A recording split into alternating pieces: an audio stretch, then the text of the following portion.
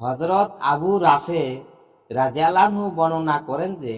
রাসূলুল্লাহ সাল্লাল্লাহু আলাইহি সাল্লাম ইরশাদ করিয়াছেন, যে ব্যক্তি মৃত ব্যক্তিকে গোসল দেয় এবং তাহার গোপনাঙ্গে অতঃপর যদি তাহার কোনো দোষ ত্রুটি পায় তবে উহাকে গোপন রাখে, আল্লাহ তাআলা তাহার 40টি বড় গুনাহ মাফ করিয়া দেন। আর যে ব্যক্তি আপন ভাই অর্থাৎ মায়েতের জন্য কবর খোঁড়ে এবং তাহাকে কবরে দাফন করে, তবে সে যেন কিয়ামতের দিন পুনরায় জিন্দা হওয়া পর্যন্ত তাহাকে একটি ঘরে স্থান করিয়া দিল, অর্থাৎ